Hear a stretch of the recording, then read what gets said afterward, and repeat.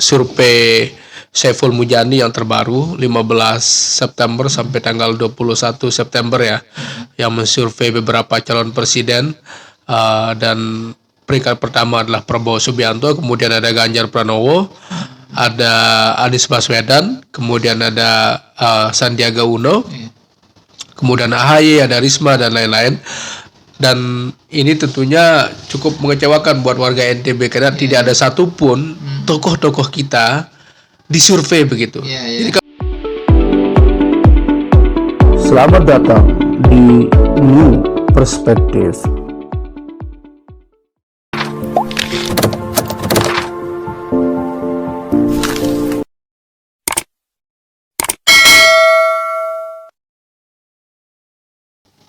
Assalamualaikum warahmatullahi wabarakatuh. Berjumpa lagi dengan kami di New Perspective dengan isu-isu politik yang kita bahas belakangan terakhir ini begitu. Dan kali ini saya dan Pak Dr. Saiful Hamdi akan mencoba membahas terkait dengan posisi tokoh-tokoh NTB dalam sejumlah hasil survei lembaga-lembaga nasional begitu terkait dengan potensi tokoh yang berpeluang maju di Pilpres 2024. Sebagai pengantarnya, mungkin yang pengen saya sampaikan, ini sejumlah lembaga merilis begitu hasil surveinya terkait dengan tokoh-tokoh yang dianggap punya elektabilitas dan potensi untuk maju di Pilpres 2024, termasuk diantaranya yang baru-baru ini merilis adalah MSRC, Saiful Mujani Research Consulting. Tetapi yang menjadi pertanyaan kemudian, belakangan di hasil-hasil survei yang dirilis bulan September 2021 ini, nama-nama tokoh NTB yang berpeluang untuk maju di Pilpres hampir tidak ada begitu. Bahkan tidak hanya di MST, di lembaga-lembaga lain, lembaga-lembaga survei lain pun juga yang merilis hasil yang sama juga tidak ada nama-nama asal NTB begitu. Tetapi sepengetahuan saya begitu, nama-nama tokoh dari NTB ini muncul ketika hasil survei yang dirilis pada awal-awal 2021 begitu, yaitu sekitar bulan Februari Maret lah begitu. Di situ salah satunya adalah nama Gubernur NTB Dr. Zulkifli Mansyah. Bahkan Dr. Zul ini disebut sebagai salah satu tiga kepala daerah di wilayah Indonesia Timur yang punya kans untuk maju di Pilpres sebagai calon wakil presiden begitu. Begitupun dengan mantan Gubernur NTB Pak Dr. TGB Zainul Majdi. Nama beliau juga sempat muncul di hasil survei awal-awal 2021 begitu. Tapi belakangan di survei yang dirilis bulan September tidak ada. Begitu juga dengan politisi Partai Gelora Pak Fahri Hamzah. Nah, terkait dengan kondisi yang ada hari ini, kita akan mencoba berdiskusi dengan Pak Dr. Saiful Hamdi, ini pengamat politik Universitas Mataram, terkait dengan tidak munculnya nama-nama putra NTB di hasil survei ini. Apakah karena memang tokoh-tokoh NTB ini mengalami tren penurunan atau meredup begitu potensi elektabilitasnya untuk bisa maju di Pilpres 2024. Nah, kalau dari Pak Dokter sendiri seperti apa melihat kondisi yang ada hari ini begitu dari hasil survei yang tidak ada satupun nama putra NTB begitu, Pak Dokter? ya Mas Yani, cukup mengagetkan ya bahwa di survei Saiful Mujani yang terbaru 15 September sampai tanggal 21 September ya, yang mensurvei beberapa calon presiden, dan peringkat pertama adalah Prabowo Subianto, kemudian ada Ganjar Pranowo, ada Anies Baswedan, kemudian ada Sandiaga Uno, kemudian AHY, ada Risma dan lain-lain.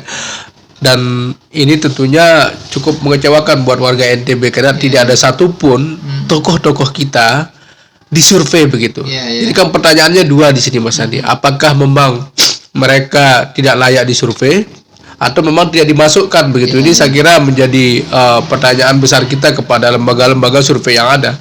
Karena di NTB kita tahu kita tidak kekurangan tokoh ya yang punya panggung di nasional. Misalkan ada mantan Gubernur NTB Bapak Togur Bajang ya, Dr. Zainul Majdi. Kemudian ada Bang Fahri Hamzah yang menjadi pendiri Partai Gelora, kemudian Gubernur kita yang sekarang Dr. Zul, dan ada juga tokoh lain seperti Din Syamsuddin.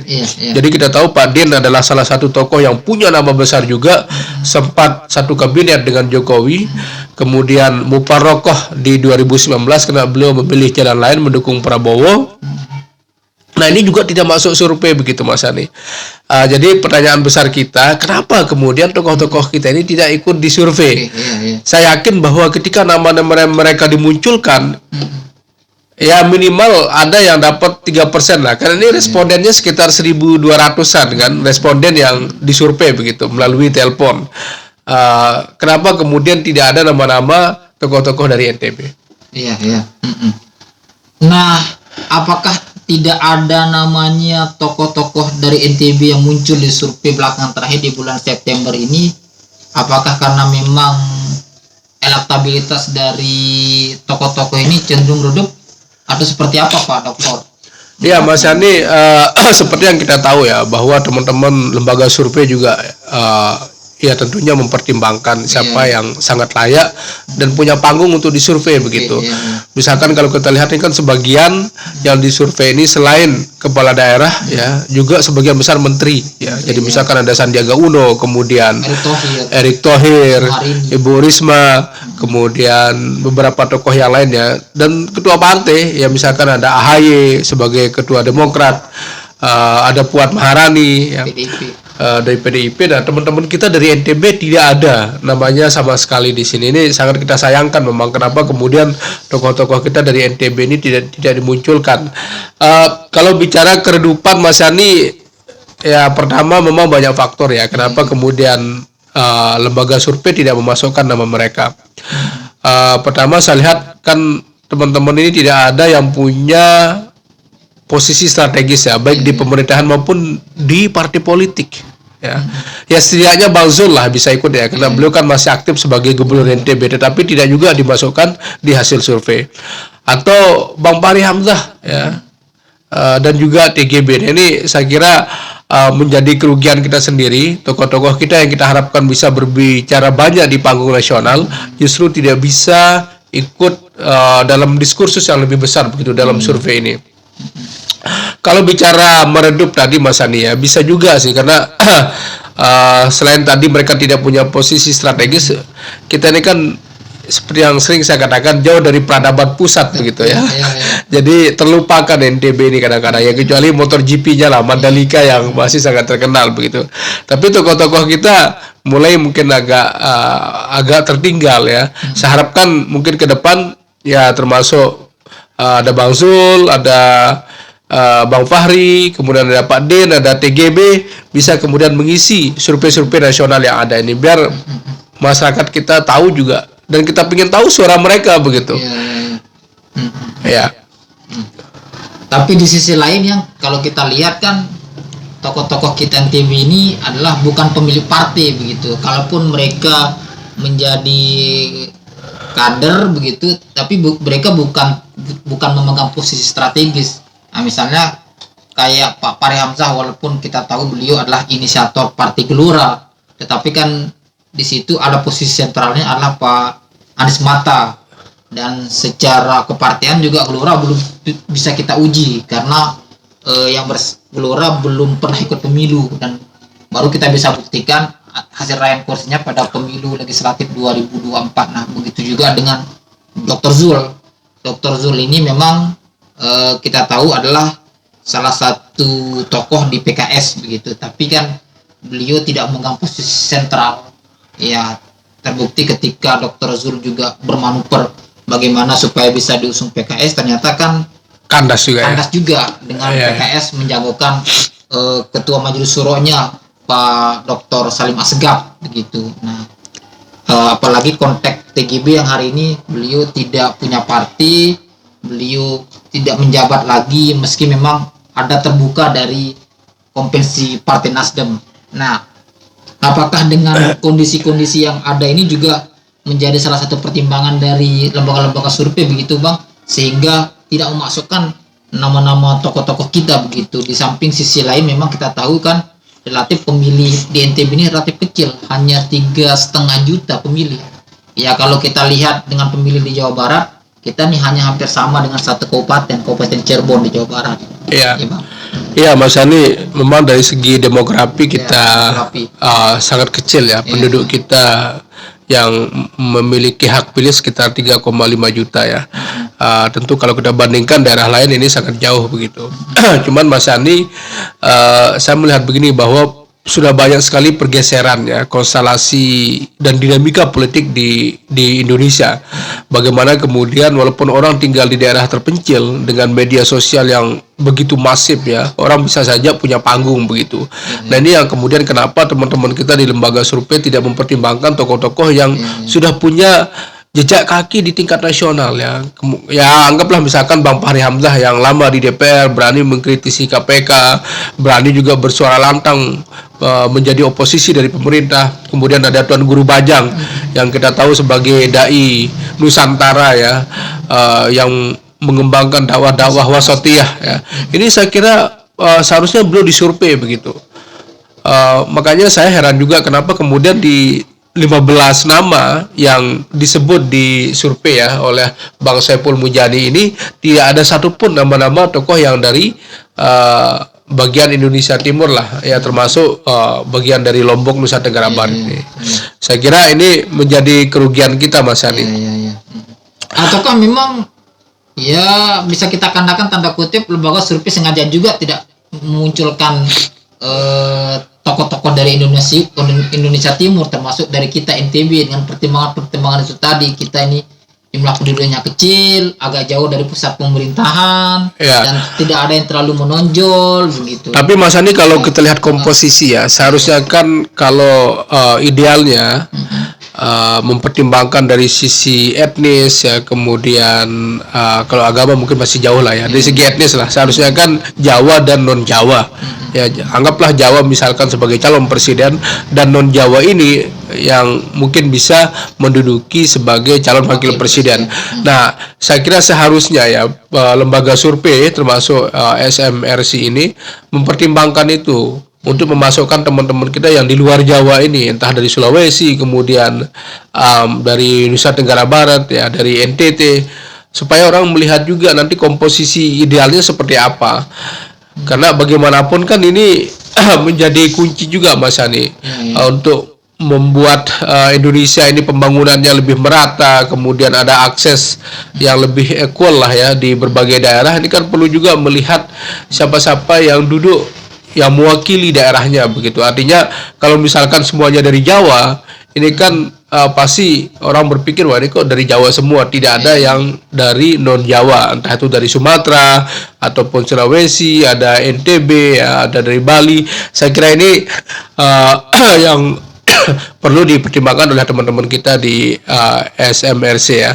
Nah, atas kondisi yang ada hari ini begitu, dengan tidak munculnya nama-nama tokoh dari NTB, kalau dari pandangan Abang, apa yang harus dilakukan oleh tokoh-tokoh NTB begitu sehingga mereka layak loh untuk bisa diperhitungkan Mas Yani, dalam 2024 ini? Ya, kelemahan tokoh-tokoh kita, mereka tidak punya peran strategis ya di partai politik, yang minimal sebagai ketua umum ataupun jadi sekjen. Ya, teman-teman kita ini kan memegang di posisi yang lainnya. Tadi ada Bang Fahri Hamzah ya, beliau menjadi wakil kalau tidak salah ya, wakil ketua umum. Sebenarnya posisinya cukup strategis ya dibanding dengan tokoh-tokoh yang lain di Gelora. Ya setidaknya Bang Anies Mata atau Bang Fahri lah bisa disurvei begitu kan. Nah kemudian ada Bang Zul ya, Bang Zul kalau nggak salah beliau tidak di sekjen kan, di DPP ya. DPP lah. Ya, beliau masuk di jajaran DPP. Tetapi lagi-lagi Mas Ani, ya kita tahu PKS ini kan partai yang sangat taat asas ya, sangat taat keputusan Dewan Syuro. Kalau mereka tidak dicalonkan ya tidak bisa bermanuver ya. Ini juga menjadi salah satu kelemahan dari partai PKS, sehingga dinamikanya kurang begitu Greget gitu. ya. Kalau Anda itu ya sudah nggak bisa ngikut apapun ya. Nah kemudian TGB. Nah TGB ini saya punya catatan tersendiri, walaupun beliau tidak memegang sebagai posisi penting ya di Partai Nasdem sekarang, tetapi menjadi ikon Mas Ani behind the scene ini ya, di balik layar, bahwa ada TGB di sini yang kemudian menjadi tokoh besar atas keputusan Nasdem bergabung dengan NWDI ya. Artinya NWDI bergabung dengan Nasdem. Karena bagaimanapun Mas Ani, orang selalu bertanya, TGB kan masih di Golkar. Saya yakin beliau udah nggak di Golkar lagi ya, tidak aktif lagi di Golkar sejak kasus kemarin. Justru saya melihat beliau kemudian menjadi ikon, menjadi tokoh penting. Kenapa kemudian Ibu Rohmi menjadi ketua DPW? Nah, artinya bahwa TGB pintu masuknya lebih besar di sini. Nanti ketika ikut konvensi di tingkat nasional ya untuk Pilpres, setidaknya Mas Andi ya, pertama beliau mewakili non Jawa. Ya, ini saya kira TGB bisa masuk lah non Jawa. Kedua dari sisi tokoh religius ya. Ketiga beliau punya track record yang bagus di NTB ini. Dianggap gubernur yang dalam tanda kutip ya berhasil membawa nama NTB di Indonesia begitu. Nah ini saya kira catatan saya Mas Yani, bahwa teman-teman kita di non Jawa ini seharusnya bisa masuk di dalam survei lembaga-lembaga survei yang ada di nasional. Ya. Nah ini kan tentunya kalau kita melihat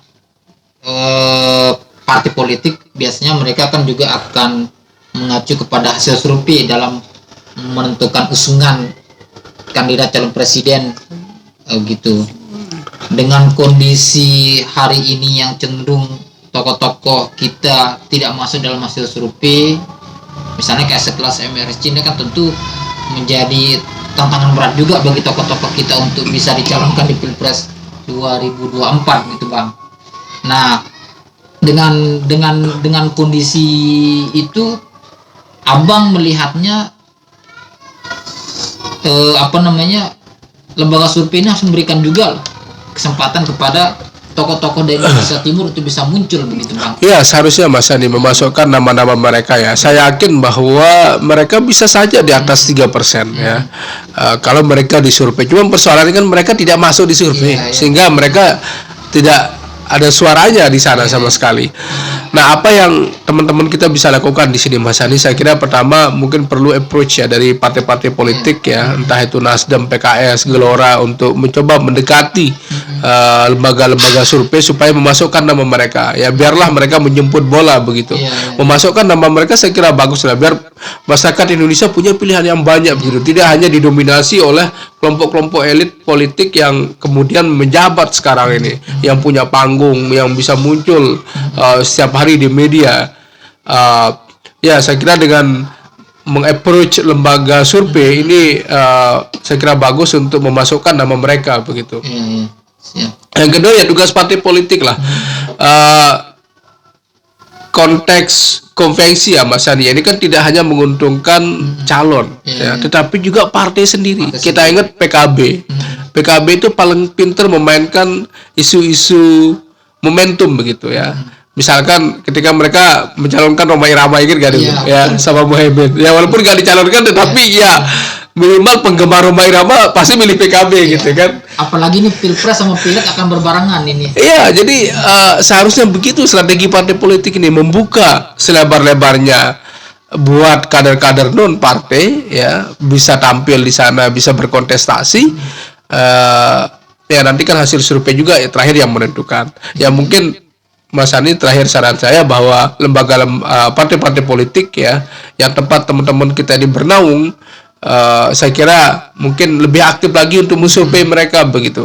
Karena bagaimanapun kan mempromosikan kader ini menjadi nilai plus juga buat partai politik ya, bahwa mereka terlihat di publik tidak kekurangan kader begitu, tidak didominasi hanya itu orangnya saja begitu. Ada tokoh-tokoh lain yang dimunculkan yang mungkin punya profil pendidikan yang bagus ya, punya profil posisi masyarakat yang strategis ya. Saya kira ini juga menjadi pertimbangan gitu Mas Adi. Ya, pemirsa, sekian diskusi kita dengan Pak Dr. Saiful Hamdi. Saya tidak mengambil kesimpulan apapun, tergantung pada persepsi masing-masing pemirsa, dan sampai jumpa lagi di News Perspektif dengan tema dan isu yang berbeda. Assalamualaikum warahmatullahi wabarakatuh.